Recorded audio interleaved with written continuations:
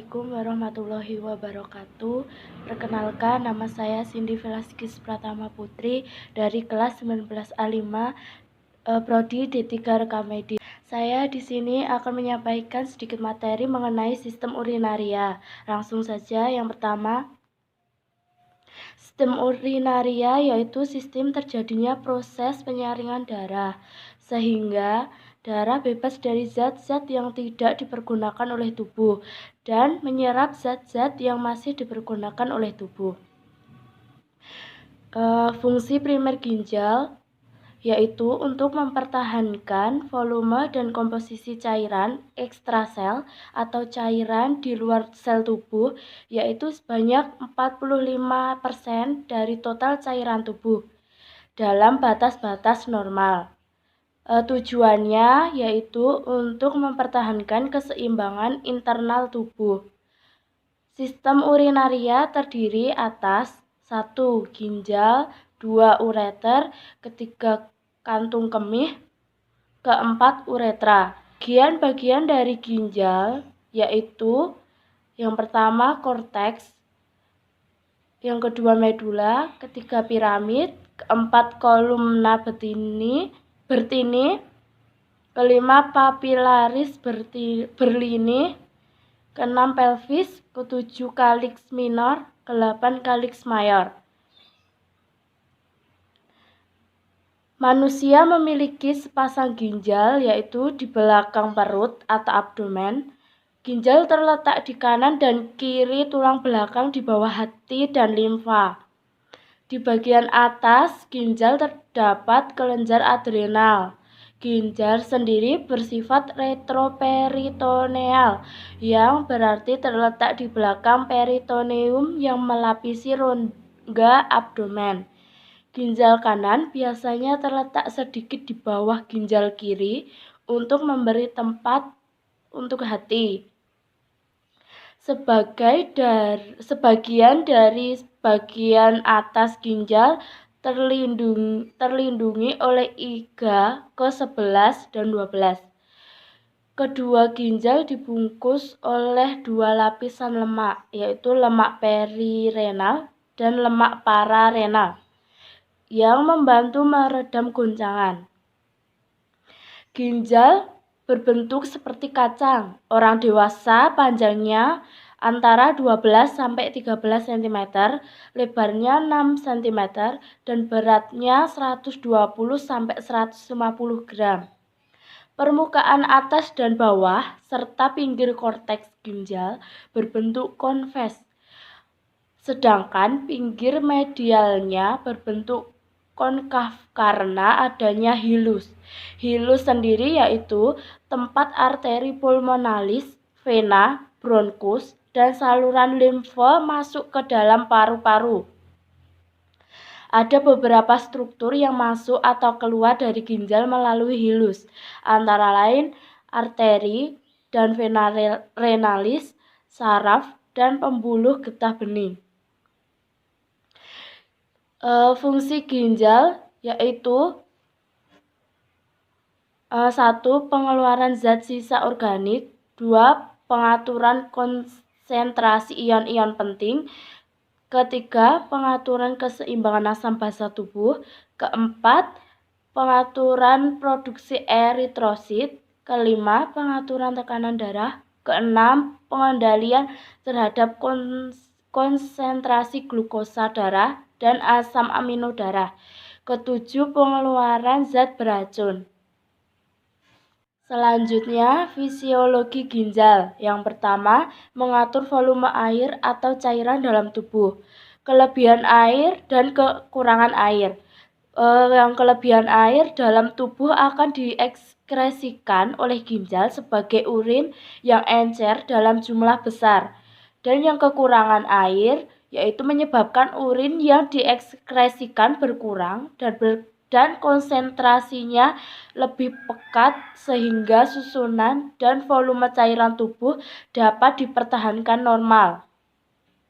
Yang kedua, mengatur keseimbangan osmotik dan mempertahankan keseimbangan ion yang optimal dalam plasma atau keseimbangan elektrolit. Bila terjadi pemasukan atau pengeluaran abnormal, ion-ion akibat pemasukan garam yang berlebihan atau penyakit diare muntah seperti itu, ginjal akan meningkatkan ekskresi ion-ion penting, yaitu terdiri dari Mys, Na, K, Cl, Ca, dan PO. PO3 maksudnya. Fisiologi ginjal yang ketiga yaitu mengatur keseimbangan asam basa cairan tubuh. Terdiri dari tergantungnya pada apa yang dimakan. Yang kedua, campuran makanan menghasilkan urin yang bersifat asam, yaitu pH kurang dari 6, disebabkan hasil akhir metabolisme protein. Yang ketiga, apabila banyak makan sayur-sayuran, urin akan bersifat basa. Yang keempat, pH urin bervariasi antara 4,8 sampai 8,2. Yang keempat, ekskresi sisa hasil metabolisme atau ureum, asam urat, kreatinin, zat-zat toksis, obat-obatan, hasil metabolisme hemoglobin, dan bahan kimia asing. Yang kelima, fungsi hormonal dan metabolisme. Ginjal mengekskresi hormon renin yang mempunyai peranan penting mengatur tekanan darah atau sistem renin-angiotensin aldosteron. Membentuk eritropoiesis mempunyai peranan penting untuk memproses pembentukan eritrosit. Yang keenam, membentuk hormon dihidroksikalsiferol, vitamin D aktif yang diperlukan untuk absorpsi ion Ca di usus. Struktur ginjal sendiri terdiri dari korteks ginjal atau korteks renalis yang mengandung jutaan alat penyaring atau nefron, antaranya 1 sampai 1,5 juta.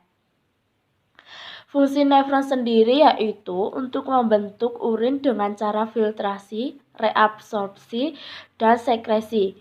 Nefron terdiri atas badan Malpighi dan tubulus. Badan Malpighi tersusun dari kapsul Bowman dan glomerulus. Kapsul Bowman terbentuk seperti piala yang melingkupi glomerulus. Glomerulus merupakan gumpalan jalinan kapiler darah pada cekungan kapsul Bowman. Pembuluh yang menuju glomerulus disebut arteriole afferent, sedangkan pembuluh yang meninggalkan glomerulus disebut arteriole efferent. Yang kedua dari struktur ginjal yaitu sumsum ginjal atau medula renalis. Pada sumsum ginjal terdapat suatu jaringan berbentuk kerucut yang disebut piramid. Piramid mengandung banyak pembuluh dan berguna untuk mengumpulkan hasil ekskresi. Cairan yang terkumpul pada piramid akan disalurkan melalui saluran pengumpul menuju pelvis renalis atau rongga ginjal. Selanjutnya, pelvis renalis berhubungan dengan ureter.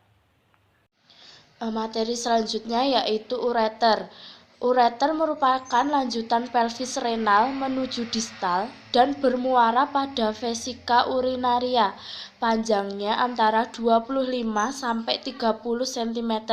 Terdiri dari dua bagian yaitu pars abdominalis berada di dalam rongga abdomen dan pars pelvina di dalam rongga pelvis. Lapisan dinding ureter terjadi gerakan peristaltik tiap 5 menit sekali yang mendorong urin melalui ureter. Yang ketiga, vesika urinaria, disebut juga bladder atau kandung kemih, merupakan kantung berongga yang dapat diregangkan dan volumenya dapat disesuaikan dengan mengubah status kontraktil otot polos di dindingnya, mempunyai fungsi sebagai reservoir urin antara 200 sampai 400 cc. Vesika urinaria mempunyai bagian yaitu apex, corpus, dan fundus. Vesika urinaria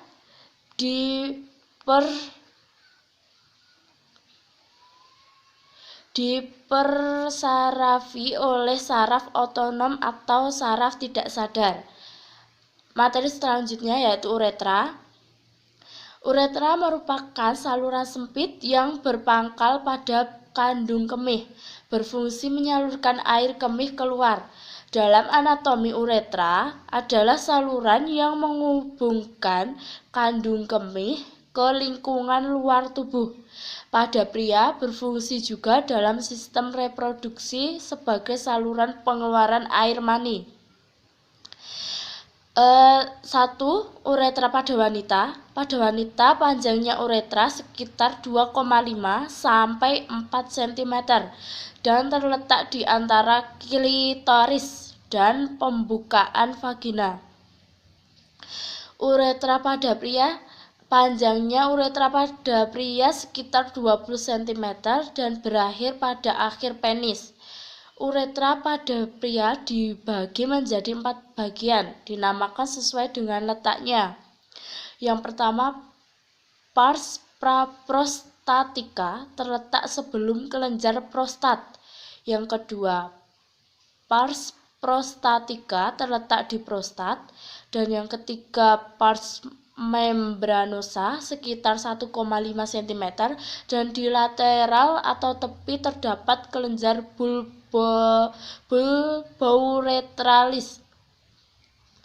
Yang keempat, pars spongiosa atau cavernosa, sekitar 15 cm dan melintas di corpus spongiosum penis, jaringan ekresi. Proses pembentukan urin sendiri yaitu 1. Filtrasi, proses penyaringan zat sisa metabolisme yang dapat menjadi racun bagi tubuh, terjadi di dalam glomerulus. Zat berukuran kecil atau glukosa,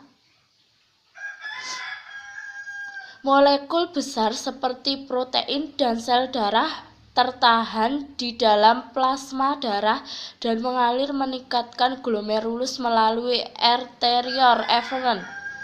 Hasilnya filtrat glomerulus atau urin primer. Proses filtrasi dalam glomerulus dipengaruhi faktor yaitu 1. Tekanan osmotik dan 2. pori-pori dalam kapiler glomerulus. Yang kedua yaitu proses reabsorpsi, merupakan proses penyerapan kembali filtrat glomerulus yang masih mengandung zat-zat berguna bagi tubuh. Beberapa zat yang diserap kembali diantaranya yaitu glukosa, garam-garam, ion anorganik, dan asam amino. Reabsorpsi terjadi dalam tubulus contortus proximal. Hasilnya yaitu filtrat tubulus atau urin sekunder. Yang ketiga yaitu proses sekresi atau augmentasi. Proses pengeluaran zat sisa yang sudah tidak diperlukan lagi oleh tubuh. Pembuluh darah melepaskan zat-zat yang sudah tidak berguna. Yang selanjutnya, patologi sistem urinaria. Yang pertama, glomerulonefritis atau peradangan pada ginjal yang dimulai dari glomerulus, ditandai dengan proteinuria dan hematuria, dapat berkembang menjadi gagal ginjal. Selanjutnya, gagal ginjal atau renal failure, penyakit di mana fungsi organ ginjal mengalami penurunan. Ginjal tidak lagi mampu bekerja sama sekali dalam hal penyaringan, pembuangan elektrolit tubuh, menjaga keseimbangan cairan, dan zat kimia tubuh seperti sodium dan kalium di dalam darah atau produksi urin. Penyebabnya yaitu kencing itu batu tumor, kanker, kista, glomerulonefritis. Yang pertama yaitu akut, kencing sakit, demam, kencing sedikit, kencing merah atau darah, kelainan urin. Dan kedua, kronik, lemas, tidak ada tenaga, nafsu makan kurang, mual, muntah, bengkak, kencing berkurang, gatal, sesak napas, dan pucat atau anemia. Ciri-ciri gagal ginjal sendiri yaitu kepala pusing dan sulit berkonsentrasi, rasa gatal yang berlebihan atau kulit ruam dan kering, tubuh merasa kedinginan, sesak nafas, sakit di sekitar daerah pinggang, kencing sedikit, kencing merah atau kencing darah, kelainan urin. Diagnosis dan perawatan pada penyakit sistem urinaria. Pengobatannya yaitu hindari obat-obatan nephrotoksik atau obat yang mengganggu fungsi ginjal. Penyesuaian dosis obat-obatan.